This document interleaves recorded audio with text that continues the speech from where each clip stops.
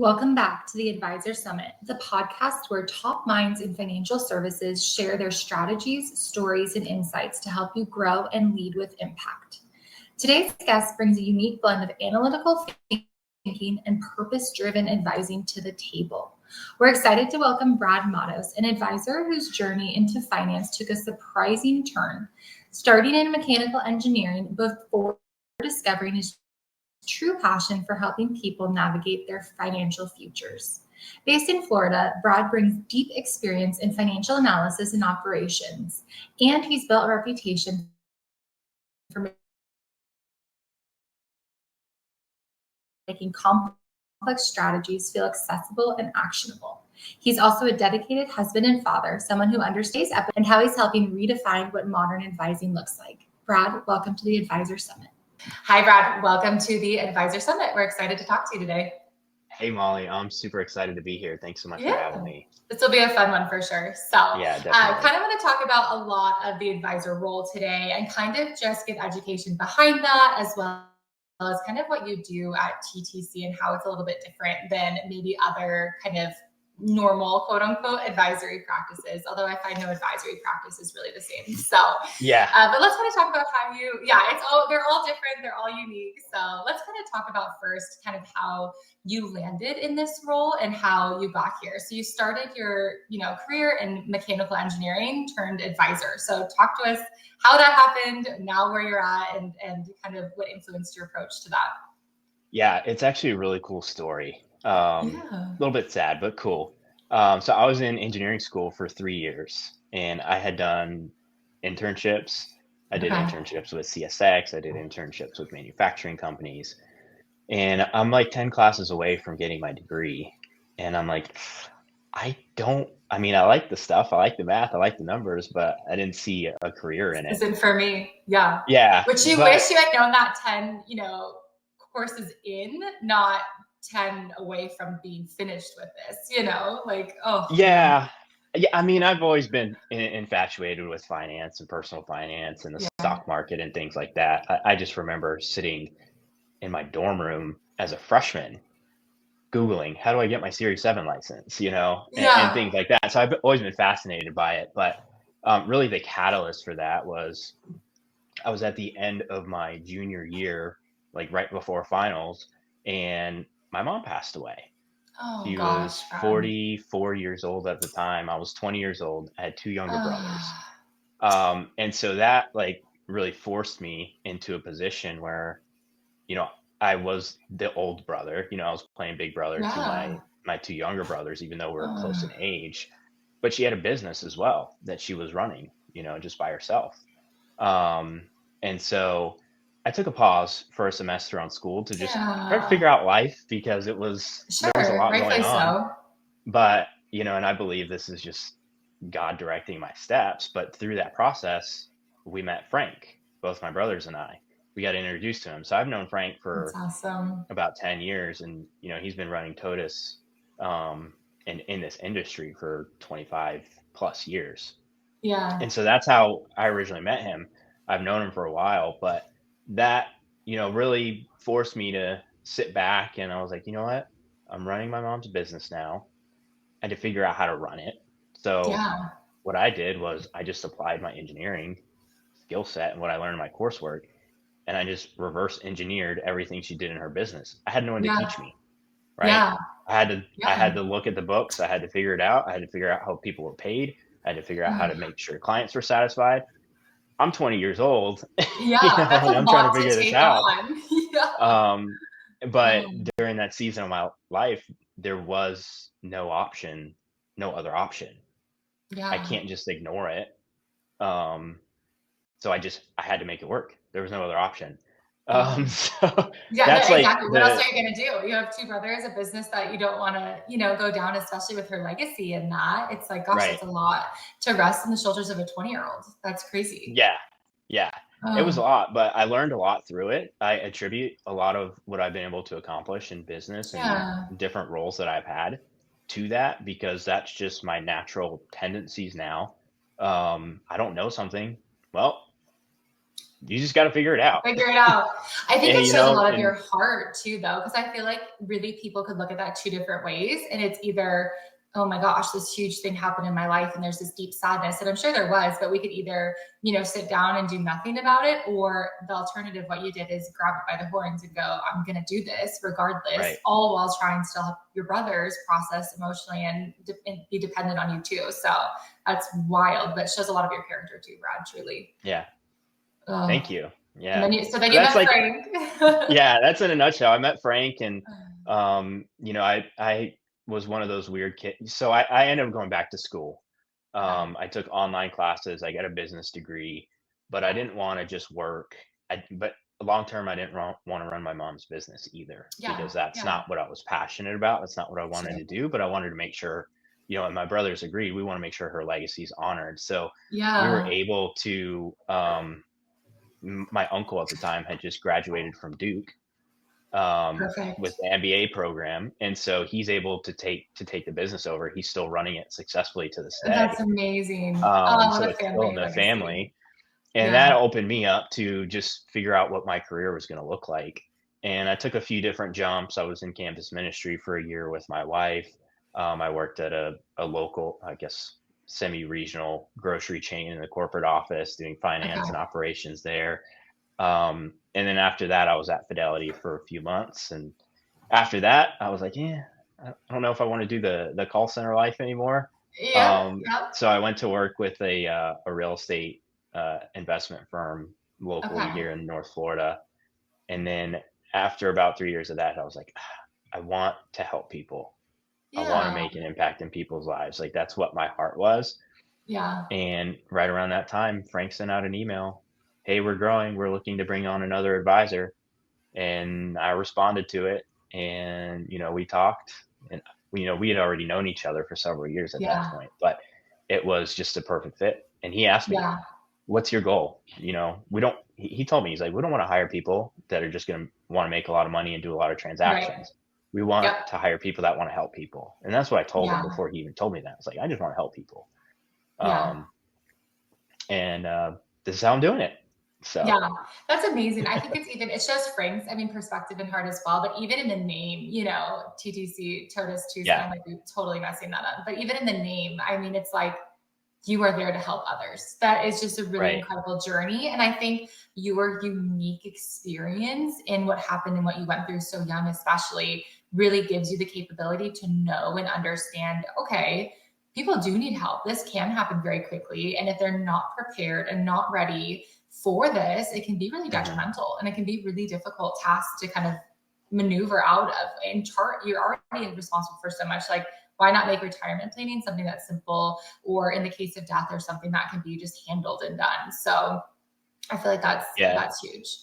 Yeah. It works out well because I've lived it. We're different from a lot of firms because we kind of lead with estate planning and legacy planning, and I've lived it. So I can sit down with a client and say, no, you need to do this because I've lived it without having it.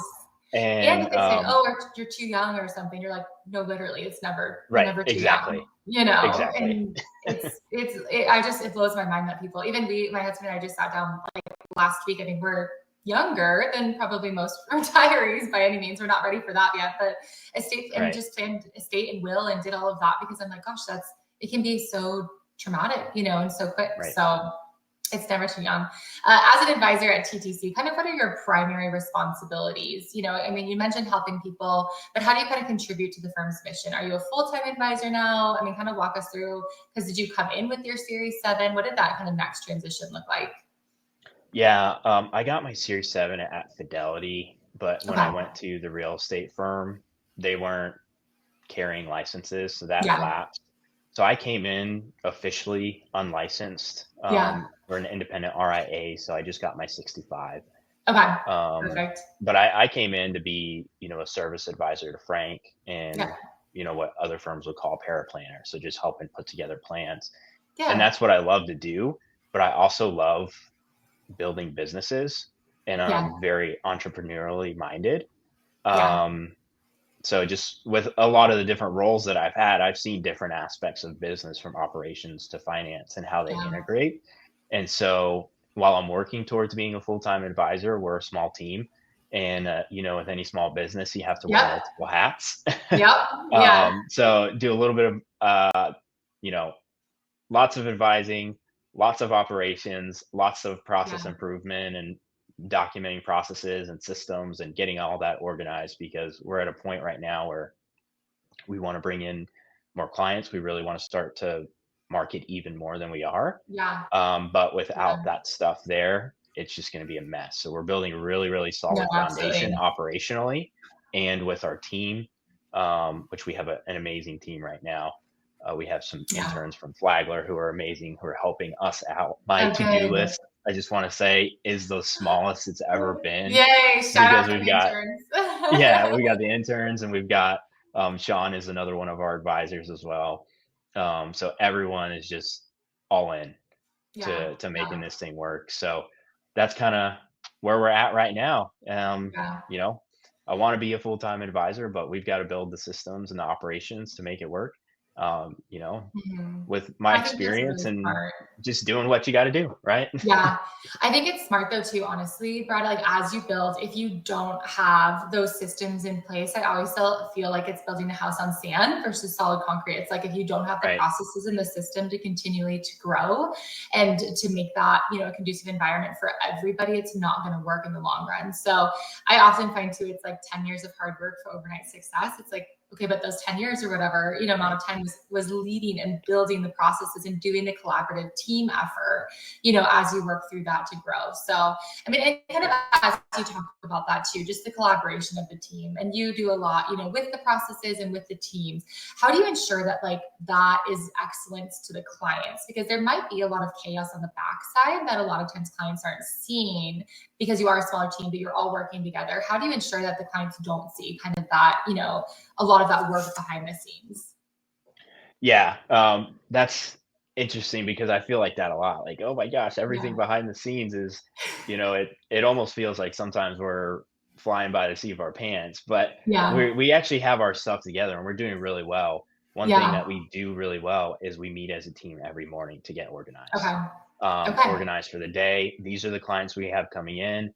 This is how the rooms need to be set up. We're giving tidbits about, hey, this client likes Corvettes. So, Perfect. if we're getting a gift for them or something, it might be a gift Yeah. centered around that.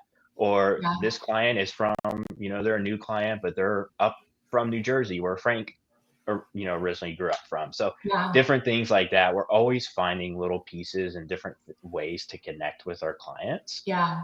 to go like above and beyond. And when we're talking about, plans, we make it simple. We Yeah. put our plans on one page for them. So they're like, oh, that's This easy. is it. That makes Yeah. sense. And there's a Make lot up of easy. numbers and stuff that goes into putting that together, but what they Yeah. see is the simplified version. And so it just makes it really Yeah. easy for them.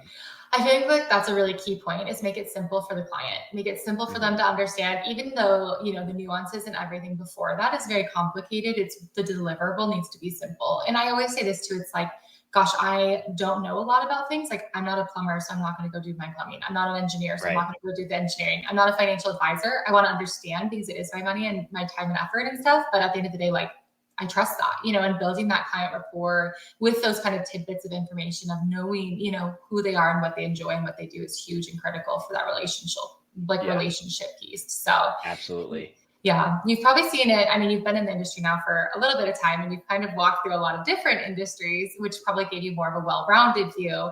I'm Mhm. curious how over the past, few years that you've been in the advisory role, how you've seen it change. Is there a lot of big changes that have happened? I mean, COVID naturally was kind of a one that needs to be addressed potentially, but what are some changes that you've seen and like potentially maybe some changes you think are coming in the future? Yeah. When I tell my family and friends, if they're asking how work is going, I tell them, I'm an advisor. This is what we do. Yeah. Um, their preconceived like notions of a financial advisor, even today, are, oh, this person is the person who picks my stocks. They manage my investments. But what we've Yeah. seen and the way that we do it is we take a holistic planning approach, Okay. and essentially the investments are just a piece of the puzzle. And coming Yeah. from an engineering background, I'm used to formulas. And so we think of our investments as the missing variable. And so Yeah. we build a plan for the client tailored to them. Okay. And then we just plug in the right set of investments according to their plan and how much they like to take risk. And so that's where we see the industry going. And I think a lot of firms are already doing that. Okay. But you kind of have this dichotomy. There's the financial advisor who's a CFA, who's analyzing all of these companies. And then you have the financial advisor who's a CFP, who is using a CFA, right, as part of the holistic planning process. And that's kind of how we've aligned our business and how we operate. Yeah. And that's where I think the industry is going. We had the pleasure of listening to Dr. Daniel Crosby speak at one of the Triad experiences. And he talks about this all the time. You know, his most recent book is The Soul of Wealth. And he talks about how advisors are, the role of an advisor is changing. It's now more about relationship, and it's more about coaching, and it's more about, I mean, at the end of the day, it's all about relationship, right? And so he gave some really, really interesting statistics on how the roles of advisors are changing and where he sees it going. And I just think he's spot on with that. Yeah, that's interesting. What was that book called? The Soul of the Wealth? So the Soul of Wealth. Okay, I'll have to look at it. That sounds really cool. I think it is too. I think in the end of the day, we're in the people industry, not only, especially as an advisor, not only, you know, client to you as an advisor, but also for you to the team. I think building people and building that relationship is huge to run an advisory practice. That's helpful. And maybe you weren't the founder, but like as an advisor, I do find you're in a leadership role regardless, and to build and invest in the people that you're leading is massive, as well as the people that you're helping. So I think relationship is huge. And I think clients too, maybe you can speak on this also for people who don't know the difference between CFA versus CFP. Can you walk through kind of the differences and what that stands for? Yeah. So CFA is Chartered Financial Analyst. So these people are going to analyze a company. They're going to look at their books. They're going to look at different ratios that, you know, Yahoo Finance puts out that they have to report because they're publicly traded. Whereas a CFP, a certified financial planner, is someone who is certified in delivering, giving investment advice and putting together financial plans. Okay. So more of a holistic, all full circle approach. Exactly. Yep. And the way we do it is we kind of integrate estate planning, taxes, income, wealth management, and care planning. That's the model we've taken. Yep. Yeah. I think you guys do it well. I mean, even just in your tracking of that, I've seen it is very like maintained and process oriented and separated. And it's all in one, but within the firm itself, it is more of a separation to ensure everybody's following up with the correct people and everything. So absolutely. I feel like right now too, I mean, educating clients is a really big item and a big hot topic right now because of, you know, volatility and kind of uncertainty in the markets now, but also over the past probably year and a half, I would say. How do you continually educate clients, and how do you help them just remain satisfied and focused on like, hey, we've got you kind of a mindset? Yeah, this is so timely because I just got out of a meeting with a client, or he was a potential client and now he is a client. Yeah, congrats. But he was the engineering type, and he's telling me, I run retirement projections every day. Yep. And one day the market's down and it changes my projections and it stresses him out. And the next day the market's up and he can breathe. And the next day the market's down, especially right now with all the volatility that we're experiencing.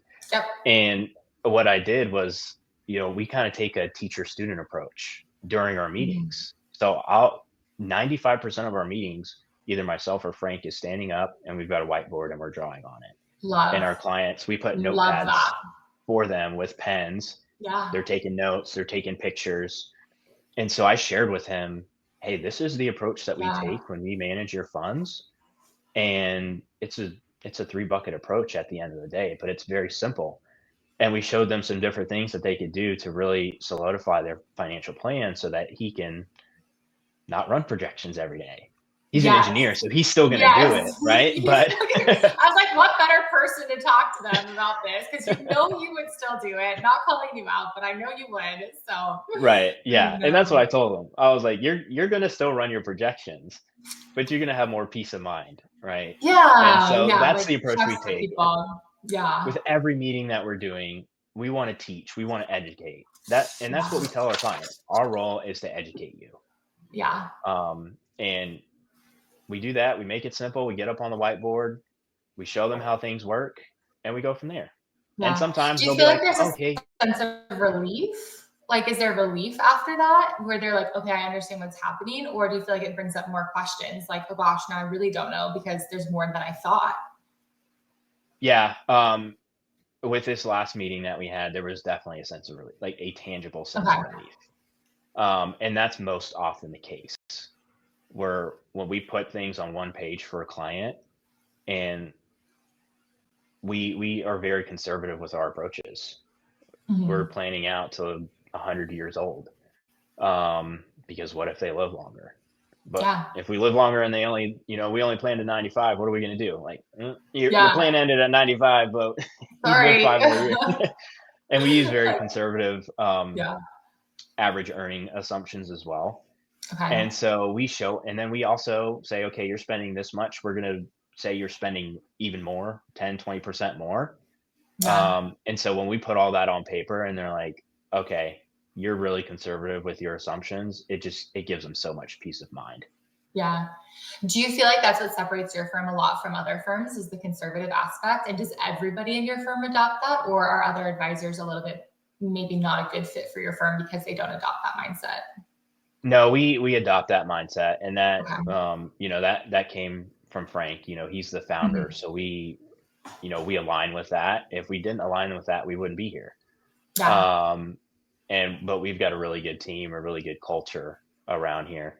And it's just simple. When I'm sitting across from a client, or when Frank or Sean or anyone else is sitting across from a client, if we're telling them they're going to average 10 to 12% a year, and that's what it's going to take to make the plan successful, that might happen, but it might not. But if I'm telling them, hey, you only need to earn between 3 and 4% for this to be successful, that's a lot more confident. And that creates a lot more confidence, because the ability for us to outperform that is much higher than our ability to match the performance of, say, a 10 to 12% return. Yeah. So, that makes sense. It creates a lot of confidence for us, because we can look at our clients in the eye and say, this is going to work, versus this might work. Yeah. Hope and pray. I kind of feel like it's like a doctor versus mentality. Like, I think this is going to work. I don't really want to go to a doctor that thinks it's going to work. I want to go to someone that's like, I'm going to take the most conservative approach, and like, this is what I'm going to do, and this is how I'm going to help you. You know what I mean? Like, that's much more than what I'm going to sign on for anything, So I think it's really building that client rapport, also like making them understand like who you are and what you do is really massive. And I think that's maybe something that is sometimes missed, is it's not just, I feel like there's this stigma around financial advising that it's like, you just use money, it's just a money factor. And I'm like, in reality, like, financial advising is a people business. And I cannot highlight that enough. It's a people business. You got into this to help people. And it makes me just so sad at the end of the day if people are in this to make money and to do different things, because it's like, realistically, you don't understand the impact that you have on those people. And I would say like truly 99% of the people I've met that are advisors do have that mindset, and they do want to help. And that's amazing. And it's a beautiful thing for sure. So we're certainly lucky to be in this industry. Now that you found it, you arrived here in the financial industry. So I guess that's kind of one of my last questions also, is like, maybe what's a key piece of advice for those maybe that are aspiring to become advisors? They're maybe just starting out. And I know you didn't have a straightforward path, because a lot of people do. And they think, oh, maybe it's too late, or maybe, I don't have the credentials yet. What would you kind of say to those younger advisors that haven't really quite broken in yet? Any advice? Yeah, I do. And I'm going to kind of tie this back to our core values at TPC, which is humility. The second word for our core values is unfinished. And what that means is you're just continually learning. Oh, I love that. Integrity, and then ownership. And I think if you possess those 4 values as someone aspiring to be an advisor, you're going to do well. And if you're just humble, I don't really know what I'm doing right now, but I'm eager to learn and I want to Yes. learn and I'm unfinished and I just want to keep learning and soak up all the information. That's Yeah. going to be key. Because if you can learn and you can be mentored by someone, by Yeah. a manager or a senior advisor or a lead advisor, whoever it is, you will learn. Like, Yeah. take a CSA role, take a role where you're answering the phones and helping clients in a service capacity and use that as a gateway to Yeah. get into planning or to leading meetings. And if you do well and you're surrounded by the right team and the right people, Yeah. leaders are going to notice that and they're going to call you up and you're going to be ready. So Yeah, that gives me chills. I feel like that's such good for anybody in any industry, really. Like, have humility, be integral, always be learning as you're unfinished and continually growing. Like, that is massive. And take ownership. We're actually reading a book right now as a firm. It's called Extreme Ownership. It's by Jocko and Leaf. And it's that everything you do is you own. Like, even if your team messes up, you're the leader of that team. So it's ultimately on you. And I just used that this week with one of our firm members. I was like, that's on me because I maybe didn't remind you of this. And like, that's the standard of our firm. And it was taking ownership of that. So I think for anyone listening, like having humility and being willing to learn. And I always say too, it's not to make this about me, but I always think if I am the smartest person in the room, I am the absolutely wrong room. I never want to be the smartest person because I can learn and grow and be better from other people like yourself. And I think having that team around you is huge. And I'm sure Frank played a huge role in that, but also the other team members. It really does take a team to make good things happen and put people in the right places, you know, the right seats on the bus. So I think that's huge. So we have our core, we're kind of redoing some of our, you know, EOS core values and stuff. So I might have to steal some of T2C's for our meeting this week with our do EOS. it. Yeah. So, yeah. And if I could, finished. yeah, if I could add one more thing, Yeah. for someone who is an aspiring advisor, and I kind of take this from when I was learning to run my mom's business, I had no one to turn to. I had to figure it out. Yeah. So if you adopt that, but if you have resources, like we work with Triad and Triad Wealth, and they're amazing. Yeah. I'm not afraid to just pick up the phone and call someone over there, or to call Frank, or to call someone. You know, I with your support team all the time. Hey, can we make this better? And just make things happen. Yeah. If you make things happen, people will notice, and you'll learn I a love lot. that. And if you're not afraid to ask questions and pick up the phone, you're going to learn that much faster. I haven't been with Frank, you know, that long, but I've learned so much in my time here just because I'm not scared to just pick up the phone and call someone. Yeah. Just be willing to, like, and I feel like a lot of the fear that holds people back is like, oh gosh, I don't want to look dumb. And it's like, I think if anything, people love to give wisdom and love to give advice and love to make things better. I think every time someone calls our team, they're like, that's a really great idea. I'm going to ask them if I can use it for other advisors. Like, I think at the end of the day, people want to give that. And as much as like there's fear and insecurity, like, oh gosh, I'm going to look dumb, you're almost like stripping somebody else away from the opportunity to help somebody and like make their day better. And granted, like, you also want to learn, right? Like, I don't want to be asked the same question 14 times, but if someone's still trying to grow and learn, I will answer it 13 times. And then by the 14th, it's like, okay, dude, you just don't get this. And it deepens relationships with the people that you have because you're on the phone with them. So it helps. Don't be afraid to pick up the phone. Yeah. Well, especially in today's day and age, it is such a lost art. Like, I mean, it's just a lost art to pick up the phone and ask the question. You know, it's like, oh, can I text it in or can I chat it? And I'm like, I want to sit and talk and have a conversation for 45 minutes. Like, come talk to me, you know? So anyway, kind of last question we always ask on the Advisor Summit is, where are you trekking today? Is it, whether it's personally, professionally, any big goals that you're kind of trying to conquer in this year? Yeah, from a professional standpoint, with the amazing support from our founder, Frank, and Jackie, our COO, I will be starting a very fast-tracked CFP program in August. That's amazing. So I am doing Brett Danko's 7-month fast track, which is pretty intense, but plan to sit for that in March. And then I've been super infatuated with taxes and realizing the value that tax planning brings to clients. So I'm toying with the idea of, after the CFP is all settled down, maybe doing an enroll to agent program just to kind of keep learning. On the personal side, married. My wife and I are celebrating our 6-year anniversary this weekend. Amazing. We have Congrats. 2 beautiful children, a Yeah. 3-year-old daughter, Kennedy, and a 1.5-year-old son named Anderson. So just Ah, trying to be present with them and to yeah. take after Brad Johnson's podcast. We do business and do life. So Yeah. integrating work with life. I'm still figuring it out, but so is everyone else. Yeah. So just So is want to be, everybody. yeah, Yeah. just want to be the best dad and the best husband that I can be for them. Yeah. That's amazing. And Brad, honestly, I feel like that shows your heart. You know what I mean? Like Mhm. you want to be that, and your wife and family are lucky to have that. And I feel like 3 and 1.5, they're such fun ages. Oh Wild yeah. and like very exhausting, but very, very fun. I always say that's like when the personality comes and they get to kind of see their true colors, and it's really so fun. So Yeah. we're rooting for you. I mean, I'm so excited. I'll be praying honestly about the August. That's crazy that you're going to do it and so fast. But I think if anybody's brain could do it, it's certainly yours. And I think with Thank you. support, that's everything, is having support in that role. So I love that Yeah. your team's kind of alongside you for that. So Yeah. And just to shout out my wife, yes, we had to have many huge. conversations about what that's going to look like with 2 young kids.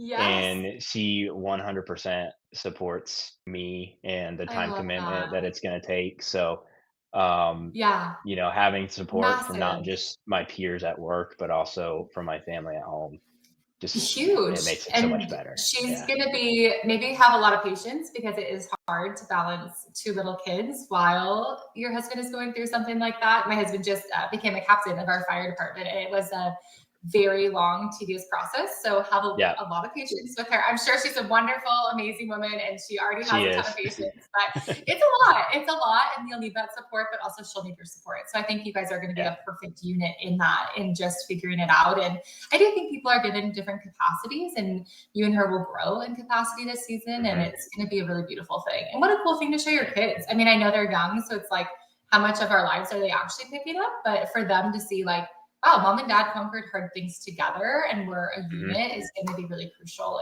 in their lives as well. So Yeah. that's awesome. Well, we're rooting for you. Thank you so much for coming on the Advisor Summit and sharing your knowledge. We appreciate you. Thank you so much, Molly. I appreciate you.